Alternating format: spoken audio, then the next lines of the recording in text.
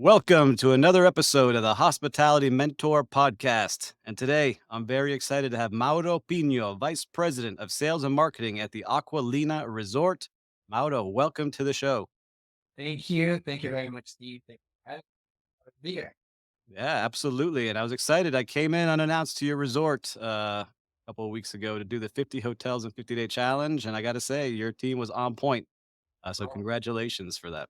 thank you. Thank you. Can't take much credit for the team itself. Well, I can tell you that the culture here, the culture going above and beyond and being very participative. Everyone's very involved with everything that's happening on property. So it's definitely a team effort, and it's definitely a culture that has been cultivated and created, continues to be cultivated and created today. I love it, man. So let's get started on the very first question we always ask. What was your first position in hospitality? I have two responses to that. Okay. The first was well, waiter tables. I think it's how some of us have begun. But the reason I say it's two responses that really did not last long.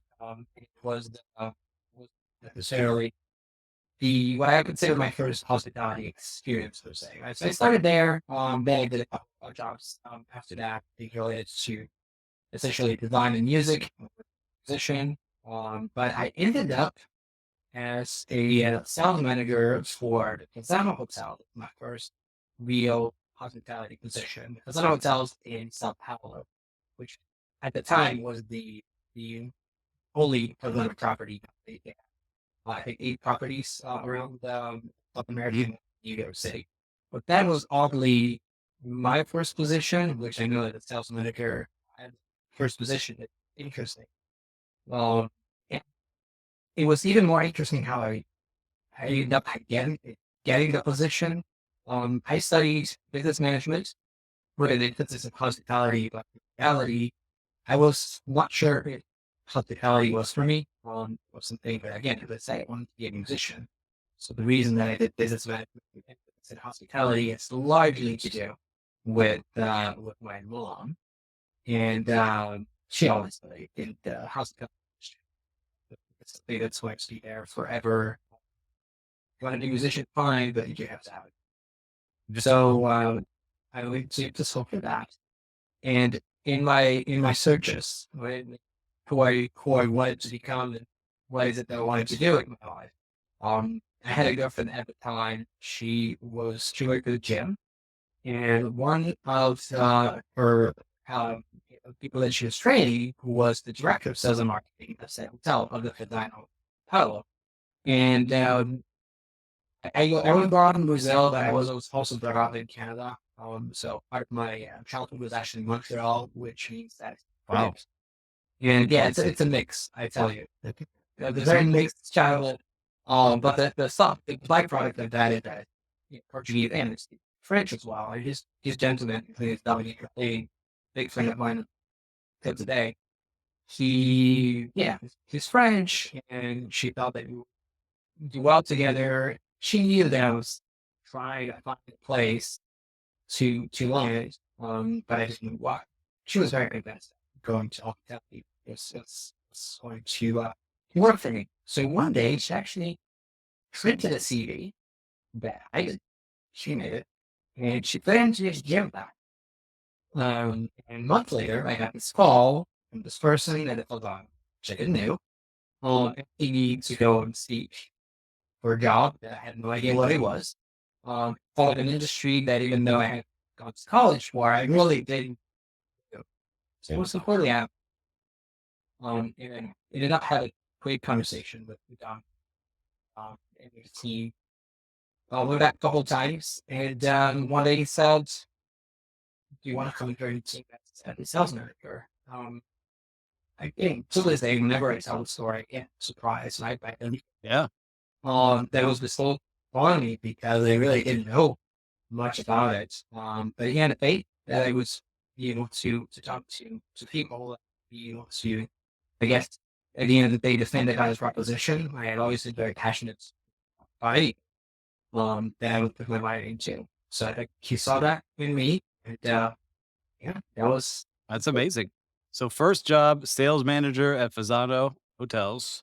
Uh, yeah, now, just curious, looking back, would you do that for somebody now that you're in the role that you're in? Would you take a absolutely, okay. 100%, absolutely. I think that for it, what we do is passion. Right? We're in a business, people. Like it's about being aesthetic, putting yourself into someone else's shoe, um, having a passion to make someone smile, getting some gratification, from creating something, from creating a state and experience. I would absolutely do the same. I've done the same. Um, I paid it forward because I think that it changed my life. Um, it brought me where I am. It's very years what I do. And if I can do that another be absolutely good. What was it like? Because you worked with Fasano for a long time. You were Yes. there for several years. Mhm. I think it was 8 years in total if I looked at it correctly. And they were gonna open in Miami at one point. I'm not sure what happened. I remember it was like a point they were gonna open, I think, at the Short Club or something. Was that part of what you were doing, or was that after you left? I was part of the initial conversations. With that, it's just that yeah, very fluid market. There's a real estate component to it, so depending on the fluidity of the market, it quite work. Like here, the project not at the same location, but it has gained strength in use. So I think we're about to see use about use as a So you're growing there. You're there 8 years. You grow through the ranks. What was it that you think you did so well? What were you doing that you were able to climb the ladder there and maintain for so long? Because a lot of salespeople don't stick around for that many years. I think it touched on something very important. It is a city around. I'm the thermal meteor in loyalty in a two-way street. And I'm the thermal believer that if you love something, if you feel like this is the right thing, you put in the hours and you put in the effort.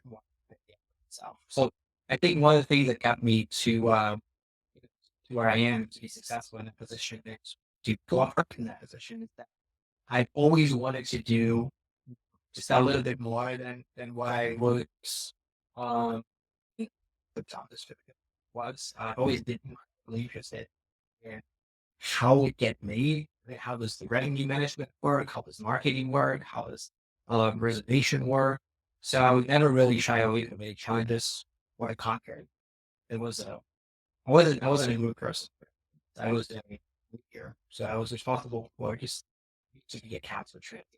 But whenever there was a group, it was such a small property, there was personnel, group sales, I would jump in and I would learn how to put together a contract. It was nutrition and how you put it together, how you blend the rates.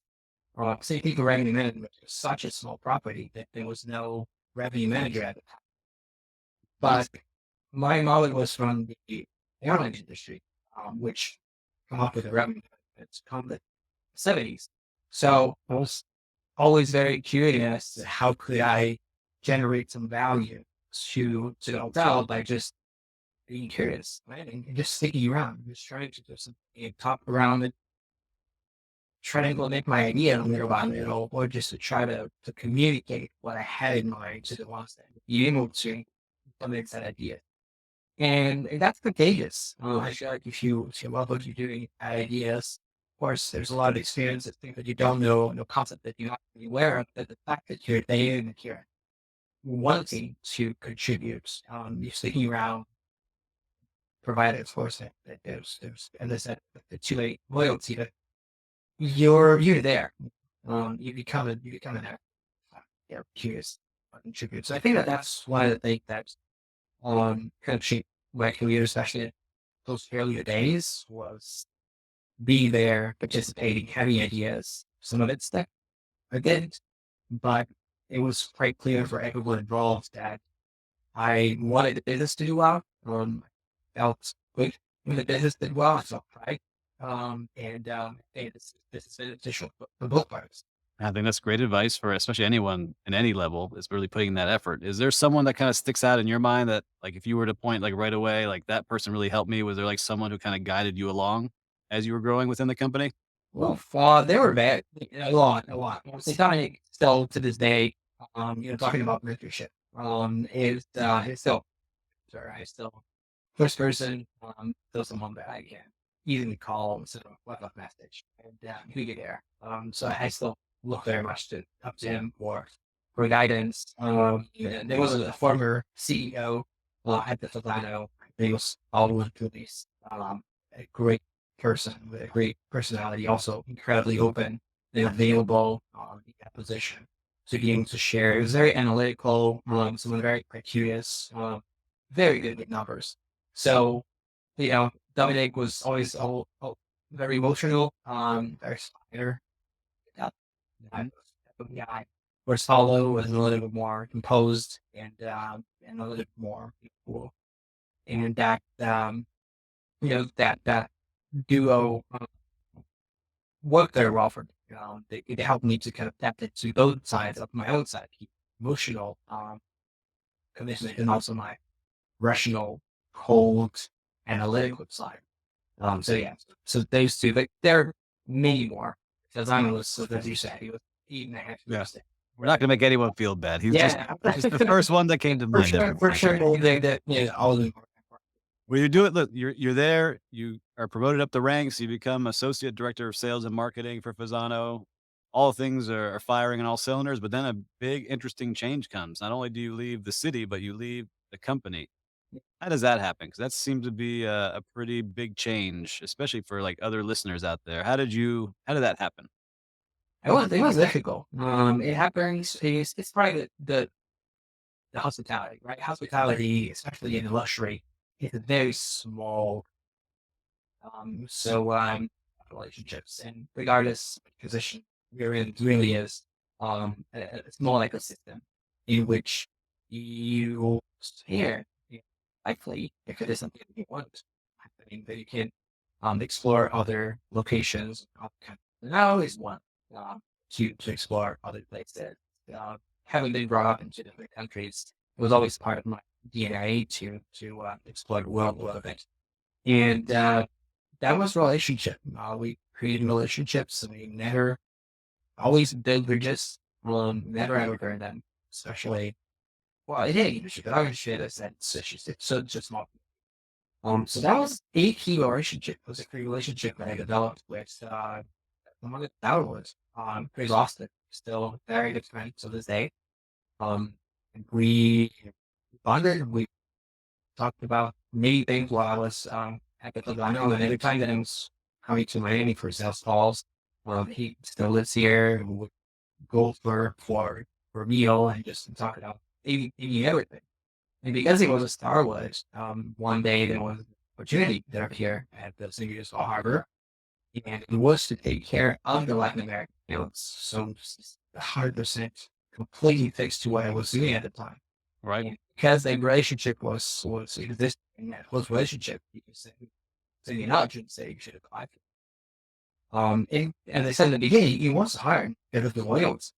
I always felt towards the Fidano, that loyalty, that be there and happy that he is, and as I said, I was going at the rank, so it was really difficult. But at the same time, it was something that it was a dream of mine. So Yeah. it comes, yes, So you end up in our hometown here now of Miami at the beautiful St. Regis Bell Harbor. Two very different companies now. You went from Fasano, kind of small boutique or not to say boutique, but smaller company. You joined Starwood, major player. I think it was before Marriott bought it, right? So you're at the St. Regis, which is a premier property, maybe in the country, and doing sales. What was the difference when you got there? Was it like a culture shock when you started, or was it like, oh, sales is sales, I'll make it happen? well, I don't know. It was very different. And first and foremost, structure. Like, there was a lot where when the Fasano it was well, I'm not gonna say flying by the seat of your pants. Of course, there's just structure, but it's a different levels of structure. Have a more um, improvised, still to an extent, but it's a little bit more gut feeling until some certain extent. And there's a different level of freedom as well. So what you can do. So ideas flow more freely. You apply them, but you have this resources. Most of the things that you do in an independent, is based off the little resources that you have. So you have to be very intrepid in order to be able to make gains when you're talking about a small independent. Whereas in my experience, at least, going to startup was a big resource, big structure, everything, good structure, everything was well documented and processed. And, um, was really plug and play, I would say.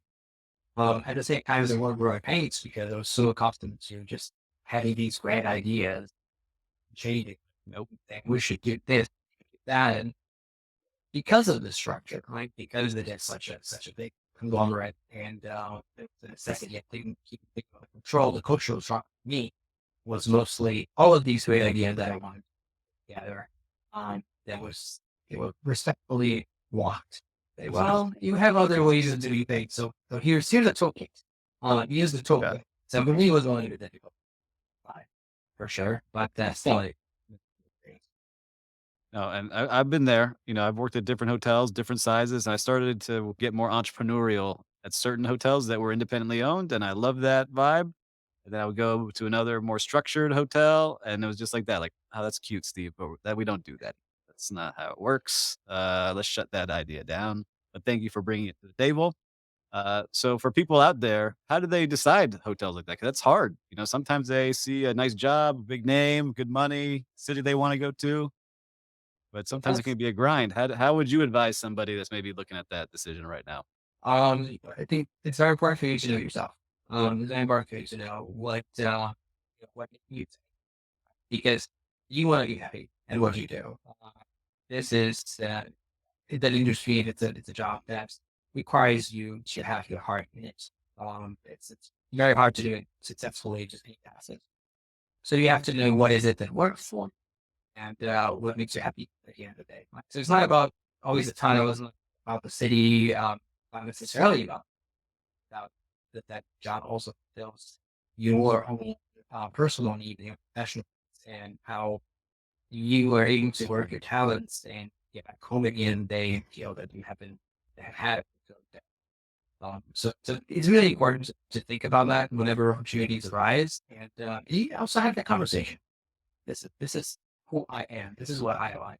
I know me personally, I like to fix things, to have ideas and fix whatever processes or anything that might not be working optimally. It took me a while to be able to understand who I am, what's my professional profile, and the way that I clearly stated. But nowadays, I know so it's easier as well whenever that there's an opportunity to say, well, this is what I do. This is what I like doing. This is what I do well. Does it fit your organization? Because sometimes it doesn't, and that's okay too. That's great advice. I think for anyone listening, rewind that last 30 seconds. Mauro gave some good advice about choosing a place that fits you. So you're at this hotel, you're crushing your sales goals, you're doing a good job. The Aqualina Hotel seems to come knocking, right? They come knocking. They're looking for a new dynamic leader in their sales area. Talk to me about this change and how this happens. Yes, those there is, as we said, I think it's a bit feedback from what we're talking about. Know yourself. So throughout that, and it's really just one thing that it was lacking, and that I felt in my heart that I needed were for these ideas to take. Right, it's important that I make me feel professionally accomplished, and it's very difficult to have that that feeling of professional progress happening at that position at that property. So one day I had an incredible conversation with Deborah Yeager, the CEO of Aqualina, and it was very clear from the first 10 minutes of conversation that the intent was never to steal share, it was never to shift share. The intent was to create share. It's create share. You get dynamic, creative, out of the box thinker that wants to do things differently and trail your own path. And that to me was just music to my ears because it was essentially anything that I like doing. So we had a scintillating 2 hours conversation, two hours, in which all of these, I felt like stretching. I felt like neurons were just stretching information, stretching ideas. All of that, of course, the processes, there's very different ways of going. about exercising a professional activity, but it is a that then not only welcomes it, it asks for it. So for me, it was a very little conversation. After that, I knew as soon as I got back in the car, we were driving. My wife was just having, she asked, "How was it?" And it said, if I do get a call or that opportunity, because I think that that was meant to at a place that I feel like we're meant to stay, and with a visitor or with a person that I know gets it, like the same way that I get it, she gets it. So yeah, we'll see. It was very easy. Was it that one was an easy decision? No thinking. We just of course that there, but it was just where my heart was. And I could feel it in my heart. That I really wanted to do. So these are conversations that change lives, right? It was like this. How did that happen? Was it a networking event? Was it a friend of a friend? Was it something online? Because those kind of chances in life, you have to be ready to strike when it happens. So how did that happen? And once again, it's about the relationships. So in this particular case, Joao Aníbal was the director of the leading hotels of the world in Brazil, with whom I had worked. Like the Fasano, because the Fasano was also part of the leading hotels of the world. He got wind of that opportunity that Alina was looking for a new sales leader, and because we have had the relationship, have the relationship that we have, and the experience of working together in Brazil, he was the one that actually connected that rock. So it goes back to, those key relationships, professional life are very incredibly important. And if you're out there, if you're open, keep those bridges open and flowing. It's really a matter of time until they can connect you to where you want. I love it. So you're at the Aqualina. It's a now at up to this time, 12 years in a row, 5-star, 5 diamond, award-winning property, best resort and hotel by US News. I always see, right? And it's amazing to see how well this hotel does. It's such like a trophy property for our city. What was it like, and what is it like being there and selling and marketing that property? First and foremost, just the delight to be able to have the opportunity to do so. Right? And as you said, this property, it's world class. It's one of the best resorts in the world, and to be able to be in front lines of defending the value proposition and be given the trust not only from everyone from the ownership, but also from all of the team members to be able to continue that route, just prove upon what we have built for so many years. It is delightful, and I do pace myself sometimes, just to make sure that I am fully awake. But it's also, there's a lot of pressure that comes along with that too. This is a incredibly competitive market, and it's a market that has grown a lot over the past 5 years. It is a market that continues to grow and will grow. So it becomes very competitive. Right? There is, growing demand, which is also good. So we have both sides. We have a lot of competition. We have growth as well. There's a lot of opportunity around. But it is a high pressure environment, and it's part of the ability to learn how to cope with it. It's also something to develop, and I'm not going to lie. It was a lot. It was a lot to contend with. It was a lot to take. I it's normal, and I think it's human to take personal and not quite time.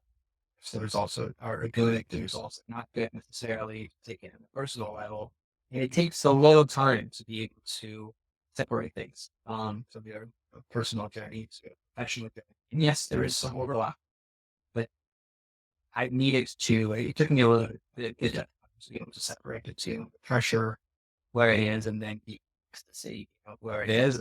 Just keep it in the right places, so that I can also come back home. Yeah, and be fully present. And love that. It is still incredibly delightful, and I have to say, every single day is a different day. And there's one thing that working here isn't, is mundane or boring. It's active, it's dynamic, it's challenge, it's different challenge. After 7 years being here, they can see it all. Okay. So it keeps you fresh and it keeps you very excited. Now, I want to come back to some of those things, but there's an interesting turn in your journey. So, listeners, I'm talking to Mauro as his position at the Aqualina, but he makes a change and he leaves this world class resort. Talk to me about this because this is an interesting project, and I was trying to understand. Were you trying to send people to space, or were you going to space? What was happening? Give the No, viewers a 30-second download here. man, I was trying to prepare people to go to space if they wanted to, but so the journey with Morbid was a very interesting journey project that is still ongoing. It's a little late. Reasons why it didn't quite work, but it's a project that's can be sorry other personality hospitality here. So think of it as a space camp, but for adults with Okay. 5-star accommodations and Michelin star restaurants. Living through the real preparation of what an astronaut feels like, so the G forces, gravity, and its relations. So they, if you get to the point where you want to partake on Virgin Galactic or partake on any of these other uh, Like SpaceX or Amazon. well, exactly, novel the state experiences, you already know what the feeling is, so you're not really looking for really page to see if it is for you or not. So it's kind of like try before you buy. Okay. It was a fantastic idea, and I'm sure it's still going to be very successful. But it is a kind of they're so avant-garde that between the concept and actually bringing it to reality, there's a lot of bumps on the road, and it's just the in my professional moments, it wasn't really quite the moments to stick around for a longer time while things develop. Definitely a Yeah. big challenge. But I love this because it sounds like a cool idea. So Orbite, I got to check it out. I got to research it a little bit more. I was just like looking at it. Uh, but I had something like this in my career where I had like a pit stop, or I had asked for a pit stop. So I was in Doral. I wanted to start my own company, a big staffing company, which ended up selling, which was good news. But the way I did it, I asked the GM. I said, "Look, I have this idea. It's slow this summer. Can I get a month to leave? And if it doesn't work, can I come back?" And he gracious guy. David Fader, rest in peace, David Fader. He said, "Steve, take it. You have one chance in this life. Go do some things, and if it doesn't work, come on back."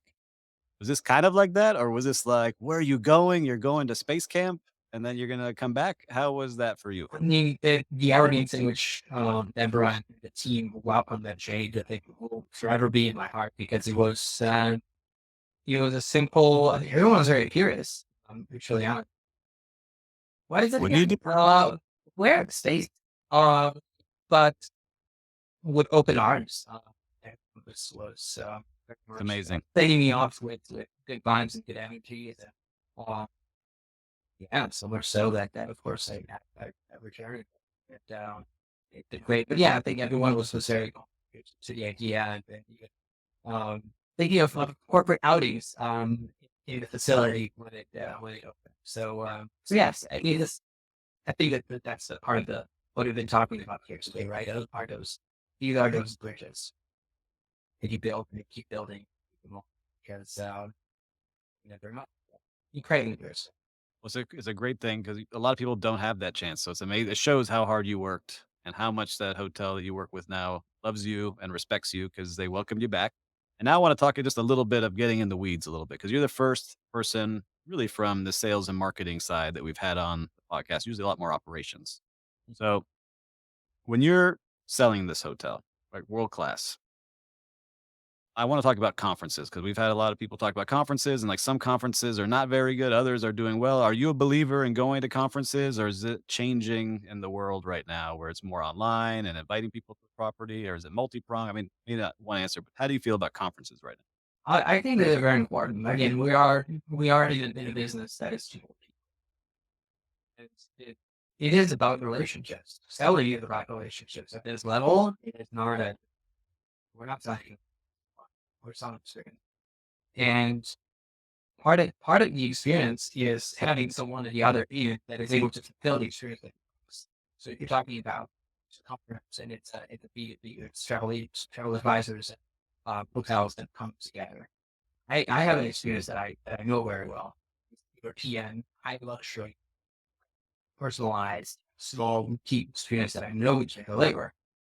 I, I go off top and extend that value proposition. But at the same time, I need to build trust. I need to show that this experience that I'm talking about, it will take place. It will take place. I will take place with teams here. I will take place because we'll make sure that this happens. And that relationship, trust. These travel advisors are trusting clients that trusting their trips. So it's a responsibility at the end of the day to be able to deliver upon it. It- there's nothing like having one-on-one, eye-to-eye, close relationship so that someone can trust. And you feel that trust. You feel the pressure of that trust. And you know you need to deliver upon that trust because your word is all you got at the end of the day. You deliver. And then you generate happiness. You generate loyalty. That traveling partner will say, you know what, racing and Acqualina, they have a great time. His motto's there, his team is there. So I'm going to send more of them there because I can see that. So I am a thorough believer in it. Now, there is a lot. Cool. There are a lot I feel like post COVID are hunger to be together and connecting is wholly augmenting. So we do need to be careful from just a budgeting perspective. I need to be able to pick and choose and to do a mix of things because you can't always stretch yourself so thin, especially if you are in luxury. You need to be a little more involved. But for sure, connections and what you want, I think we play it by connectivity and distribution. Over. Like that answer. So with that, you're building, you said, trust with the people coming. And so your brand, this Aqualina brand, is really well known everywhere. So well known that people want to live there. They're buying residences. Like you're creating this whole lifestyle around brand. How important now? Like there's so many new technologies. Like I was just watching OpenAI and Google putting out their AI and all this stuff that's coming out. Are you keeping an eye on how to use AI to really help your branding and marketing? Is that something you're Oh, for doing right sure. now? Oh, for sure. I think that part of our job is to embrace knowledge, and you know, you ought to need predictable so you can humanize, the other ones. So yes, absolutely. Hold on, So rewind. What did you just say? That's a good quote. Can you tell that one more time? no, I don't think it's mine. I think Matt took church from Ritual. So That's all right. I'm not quoting it. I'm not necessarily paraphrasing, but all that you automate the predictable so you can humanize anything else, I like it. which which is exactly what we want to be technologically savvy, yeah, really well informed how to utilize AI, any other tools, any other automation, the integration between.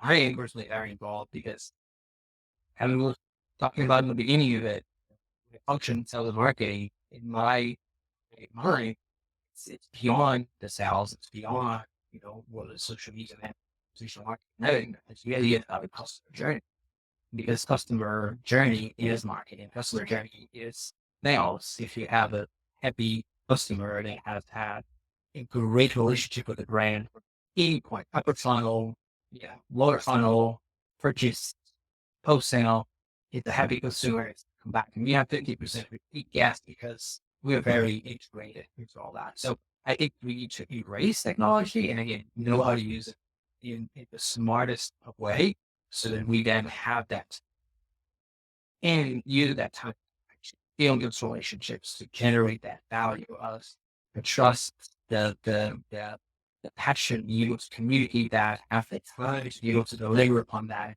not the expectations. 100% for anyone listening. Say, embrace it, take the time to look at how can it help you with the most mundane things because it will get you something back and use that time efficiently and effectively to generate some new ideas or changes or things that we've been craving for, but just haven't really get time to tackle. I love it because there's not many people in hospitality, not say many. A lot of people I talk to are not using any of it. They're not using a lot of the new tools, and I'm shocked. So I'm glad to hear that you're talking about it because I think it makes people more efficient, especially those mid-level managers that are getting crushed from below and above and all the requests coming through. Um, I really want to start teaching that some more to people. So I'm glad that you're doing that as well at your property. I love hearing that. And so, look, we talked about the marketing piece, and this might be more PR, but we see it a lot. All these social media influencers, people who can now have the ability to really drive business. Is that something that you all look at as something important at your hotel? Is it like just a piece of the, the sales? How do you see that now? Now, it is important. It is important. I think that you have to, it has to be in line with the brand. I think that we have our brand values. We know what we bring to our clients, and a different level of influencers. Some are more fit, others might be the right fit this property. It fits their other properties. So I think it's part of the equation for sure. Um,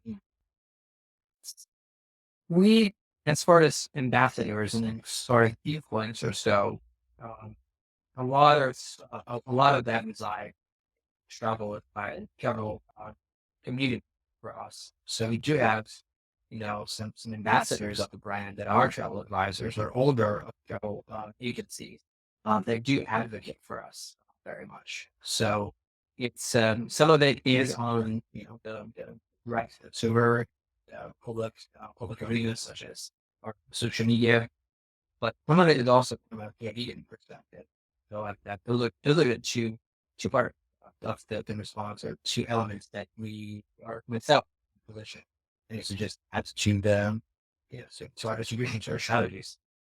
I like it. So, I know we're running a little bit long on time here, but if you were looking at this next year, I'm not looking for your 5-year plan, but what are you most excited about in like the next 12 to 24 months at the hotel or for yourself?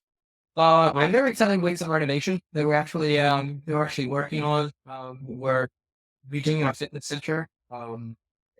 We believe very much as a brand wellness, body, mind, and soul. So we're doing it ready in a couple of months. After that, we'll gonna tackle a meeting space from a beautiful ballroom. It's hard to look at anything. Very, very excited about that. Little by little, when I think about house, like you have some high level what meeting, the wedding centers, so it's so for renovated ballroom and meet spaces where